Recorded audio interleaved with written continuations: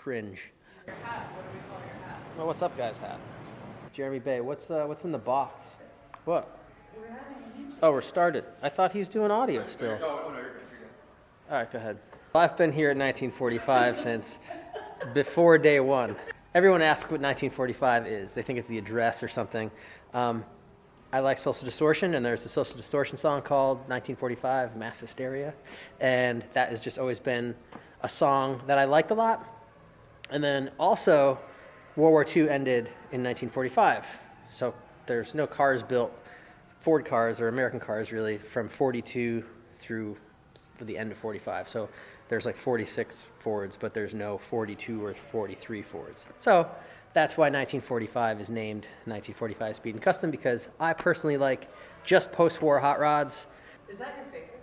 That's your favorite era of cars? Late, like just post-war hot rods? Yeah. Yeah, you could probably say that's my favorite era. Did you know that? No, I didn't. All right. I sit in the office quite a bit more than I'd like to admit. I'm not just sitting there, I'm pecking away at my computer. Scrolling Instagram. No, I'm not scrolling Instagram, contrary to popular belief. Bring us back to what inspired you to create this. My dream was to build hot rods and have a hot rod shop. I used to be a pro snowboarder. I traveled all over the world snowboarding. I started doing that when I was 15 years old. And then when I was about 24 or 25, I kind of just got sick of traveling all over the world. Sounds crazy to say, but I just got traveled out. I got sick of living out of a bag. So I started a band with some friends and moved to LA and tried to be rock stars. And then when I was out there, I saw like younger dudes in hot rods, like in 30s and 40s cars. And that really inspired me to want a car like that. Like I've always been into cars. Like when I was snowboarding, I did okay. I mean, I wasn't like some super millionaire, but like I had enough money to be able to have fun cars. I was into Hondas. I had like a whole bunch of different Hondas with engine swaps and started building like a full race car, drag car at the time.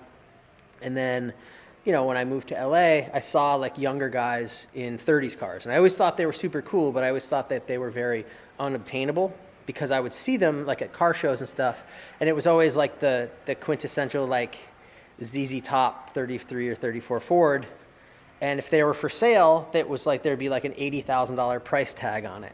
And while I probably had that into my Civic, the initial shock of saying, well, I can't just buy a car for $80,000, that was why hot rods were sort of like off the table for me, which is why I was into my Hondas. And then, or not just Hondas, but I guess import cars. But I guess I could say, yeah, at the time, Hondas. When I saw younger guys in LA with old cars, it made me go, wow, like I actually, how do you guys have those things? But they were more like traditional cars. I mean, I guess you could kind of say like they were more like rat rods. I don't really like that term because, rat rods now are like corny. I feel like guys like go out of their way to make them like extra unique. And it's like, they'll put like toilet seats for seats and just put stupid shit on them. Where like that like stripped down, kind of like primered car, that was sort of how hot rods were in the, late 40s, early 50s, because they were built by kids. If you look at every piece of junk, like, I used to say like every Civic that drives around, but Civics now aren't even driving around because there isn't any anymore. But like, every junky G35 or any kind of, 350Z that's like some piece of junk that's like some kids driving that's, cut springs and has some crappy exhaust on it or whatever. Like that's what hot rods were. Like those are the current hot rods. So like in the 40s, those, a Model A that was sort of like thrown together, that was like what they were. Now they're like, expensive and, whatever. But when I saw those cars, in LA, those like kind of more traditional hot rods, that was sort of like what sparked the interest for me to go, wow, I can have one of those. And through the import cars, like I had kind of like picked up mechanical skills and, I didn't really have like shop class. I never was a mechanic. I didn't work at a body shop. but I had like the basic skills to be able to do stuff. So, once I saw some welding on TV, I saw like Motorcycle Mania. I said, I never saw anybody weld before. And once I saw someone weld, I thought to myself, quiet on the set. All right. Basically, once I saw somebody weld for the first time, it was like, oh, I could do that. That looks really simple. So I asked for a welder for Christmas. My birthday's right after Christmas. My birthday's December 28th. So I asked my parents and my sister for a welder. So they kind of like joined my Christmas and birthday present, and I got a $700 welder from Home Depot. And once I learned how to weld, I kind of just taught myself how to do it. Once I could make metal stick together, all I wanted to do was build an old car. Like all of a sudden it opened it up to go, oh my gosh, like I can do this, I can make it. So I started figuring it out, looking in old magazines. Old magazines used to have like tutorials, how-to videos on how to do stuff, and there's just a lot of pictures of like the fabrication and how to do it. So you just look at the pictures and go, oh, that's what they did. And none of those cars were built special. They were all built on jack stands in somebody's garage. And I had a garage at my parents' house. It was a one-car garage, but, and I had some jack stands, and I had a 4-inch grinder and a welder. So that's all dudes used to use to build cars. So I started the same way and just kind of started building cars. So I built a 33 Plymouth Coupe. And then after the 33 Plymouth Coupe, I started building a Model A roadster, not a roadster truck, but a Model A truck, which I still have that truck actually. And then pretty quickly thereafter, when I kind of retired from snowboarding, I just didn't want to travel anymore. I moved back to the Albany area and, went and hung out at my uncle's car dealership all the time. He had this little used car lot that had a garage there, so and like mechanics that knew how to do some stuff. So I just hung out there a lot and started building cars. And from there, I said to my friend one day, do you know anybody that wants to pay me to build hot rods? And he said, yeah, actually I do. And he's like, you know him too. And I asked my friend Chris, and Chris goes, yeah, this guy Kurt, Kurt, from Pennsylvania. I met him at like a mini truck show. So long story short, I called Kurt up and I said, hey, Chris said that you're looking for an employee. And, we met at Charlotte Motor Speedway, blah, blah, blah. I'm Jeremy Baye. And he like remembered who I was because at the time I was this big shot pro snowboarder. So he remembered me. But anyways, I just told him I wanted to, come work there. And he said, yeah, come check out the shop. So literally this phone call was on like a Saturday. And I like drove to Pittsburgh Sunday night and Monday morning went to work. And, I knew how to do some stuff. Like I knew how to weld a little bit. I built my Model A truck. And, the first task I was given was to put dynamite in a car. So I put some dynamite in the car and from there, just Kurt, I worked for like a week for free. And, after that week I stayed at his house and I went to the shop every day with him. And, it was just cool. Like, we went and filmed some stuff at this racetrack and with some cars that they had built. And then, pretty quickly thereafter, right after that week, we talked like money, what he could afford to pay me, and which was like nothing. But, I was very new to building cars. So my mom said, Jeremy, you didn't go to college. So look at this as your schooling. And that's exactly what it was. I went and worked at Kurt's shop, and I worked with some super talented people, and I picked up every single thing I could. I worked for Kurt for a couple of years, and then, the commute from Pittsburgh to Albany was kind of long. I stopped snowboarding because I didn't like to travel anymore, but I really missed my family here in the Albany area and all my friends and stuff. So, when I was living in Pittsburgh, I was still driving home, whatever it is, 7 hours, like on the weekends. There's a shop, Tucci Hot Rods, which is in Utica, New York, which is like 2 hours or an hour and a half from here. And, I knew of Dave, and, I stopped at the shop a couple times on my drive from Pittsburgh to here and just said, hey, do you need anybody to work here? You're looking to hire anybody? And he kind of had said, yeah, at the time he kind of was. So it wasn't like Dave stole me from Kurt, but it was just an easier commute. so I figured I could live in Albany and then work in Utica. But once I started doing that commute, I moved to Utica. But it was still like an hour and a half or whatever drive to come hang out with my friends on the weekends. So I did that for a number of years. I don't know, worked for this, and then left to go work for a trade show company for a short period of time, just because it was a job offer that was a good amount of money, like a lot more money than I was making. So I kind of took that opportunity, and then the company sold, and then that gave me the ability to buy this building, and I started a hot rod shop. You could probably edit out 99% of what I just said. Well, I was going to say bought and sold. I don't think you've sold many of them. No, I don't sell anything. I used to sell a lot of Hondas and a lot of minivans, actually. Oh, well, talk about that. The minivans? Yeah, well, talk about you being a car dealer. Well, my uncle was a car dealer. Our family friend, this guy Charlie Muller, he was a car dealer, and then my uncle became a car dealer because of Charlie. So like, my family had always just gone to the auction to buy cars. I remember when my sister needed a car, she like went to the auction with Charlie, and they like bid on a Chevy Beretta or something like that. Or maybe it was a Camaro. I don't remember. Doesn't matter. Whatever. I started going to the auction all the time with my uncle, and then my uncle said to me, like, why don't you get your dealer's license? So I got my dealer's license. When I was snowboarding, I was like 17 years old, I think. I really only did it so I could go to the auction and buy stuff and keep it for a little while and then sell it. I had a small dealership and I sold a handful of cars, but, I've just always had my dealer's license. My uncle sold a lot of minivans, like, so you'd be surprised how easy it is to sell a minivan. A lot of people need some room, and minivans are nice. They're good on gas. They're kind of fast. They're comfy. I drove a minivan for a while. This is why I call you Hot Top. Dude, get yourself a minivan. This stuff's cool, but a nice Town and country. Yeah, town and country. So I was like pre-Stone Go seating. Voyagers, yeah. Voyagers were the move.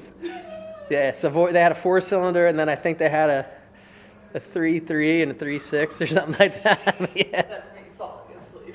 Minivans are good. So, but, okay. Put a sheet of plywood in a minivan.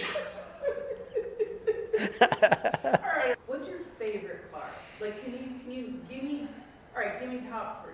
35 or 36 Ford 3-window coupe. Okay. Never had one. I'd like to have one. The right opportunity hasn't come up yet for me to have one. Tell me about it. What would you do with it? Like Westergaard style tail dragger. Yeah, Mike Ness has one. That's the singer from Social Distortion. That car is my favorite car. 30 all the way. What's your favorite? No. I like Japanese stuff. I like everything. I was into Hondas. Hondas is what got me kind of into cars. Tell me about that. What's behind you? Oh, that's my right-hand drive Civic. But I've had a whole bunch of Civics, so we don't need to get into all that, because I've had literally, when I say that I've had 100 Civics, I've had 100 Civics. Like, that's not, I'm not exaggerating, like I had 20 of them. I've had 100 or more that I've bought and sold over the years. I'm into Japanese cars. I'm into 30s and 40s hot rods. I'm into, I've never was like a muscle car guy. Like I always felt like everyone's uncle had a Chevelle, because my uncle had a Chevelle. And it's a cool car, but I just, everybody's uncle has a Chevelle or a Nova or a Camaro. And like, so those cars just never did it for me, because they were always these like boomer, sort of like raked, ugly wheels, 60s American car with a small block Chevy in it. And it's like, all right, cool. Like, I don't know. So it never did it for me. And it wasn't until I opened here, and then I had a family friend say, I have, a 69 Camaro. I really want you to do it. And we finally built it. I finally was like, all right, Bill, we'll do it. So we did a full restoration on a 69 Camaro. And it's like, it was a nice car, 396 big block, Muncie 4-speed. And then once we did the whole car, and then I drove it, and I go, all right, I understand why people like these cars. It gave me a little bit of an appreciation. 30s cars are miserable to drive. If it's raining, you're getting wet. If it's hot, you're sweating. If it's cold, you're really cold. 60 stuff is kind of like a new car.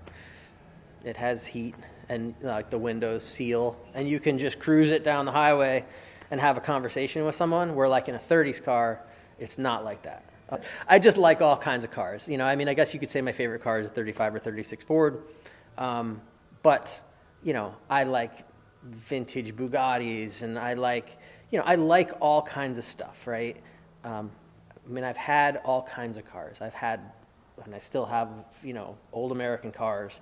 I have, you know, Mazda RX-7 with a turbo LS in it. It's my drift car.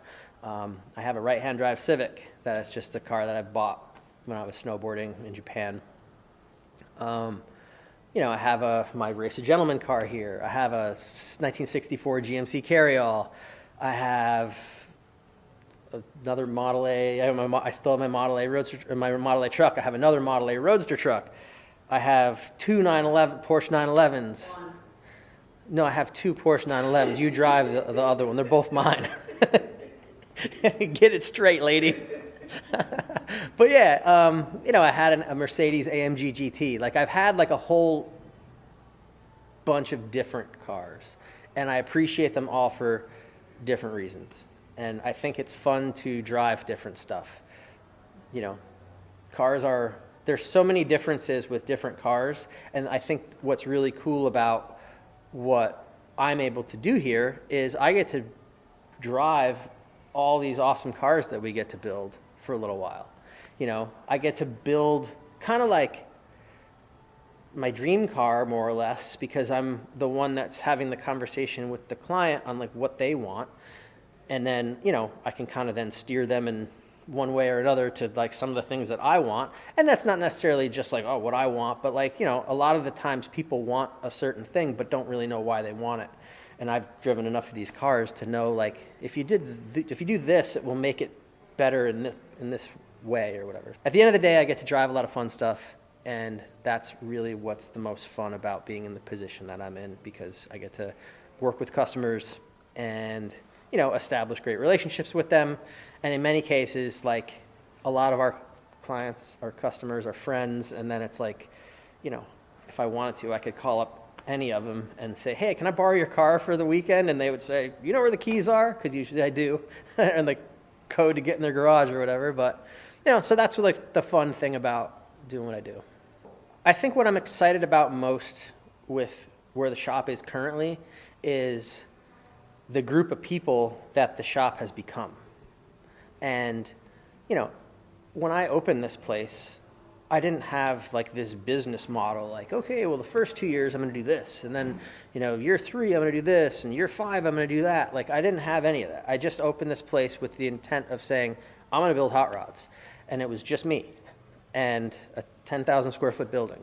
I've had a bunch of people that have kind of come, and some have gone, and some have stayed, and whatever. But at the end of the day, you know, we have a really good group of people right now, and everyone is fun, and everyone is, you know, enjoys cars. So I think what I'm excited about most here is the ability to work with a group of people that has a really positive outlook on the projects that we're doing. Jay, what's your blue sky build? I've never heard the term blue sky build. Really? Never once. What do you want to build the most? If you could build anything, what would you build? I don't know, man. Voyager would be good. Who else want to build? Nah, I don't know. I have to think about it. It's going to take too long for me to think about if I could build anything. Manifest it. Customer calls tomorrow. Jeremy, are you and the team interested in building a... Finish my sentence. I get these calls every day. Ooh, what's one you're stoked about? Not many of them. Some of them are awesome, and some are like, oof. Sorry, I'm not sure we can help you. I'm not really sure we're the shop. But... So you know how you let them down easy? You work with Dave? Well, no, it's just people have dumb ideas. They do. That's not an edit. People have dumb ideas. This is what we do. Let us do what we do. We beat that up. It's true. No, see, I don't know. Like, Timmy, what's my favorite?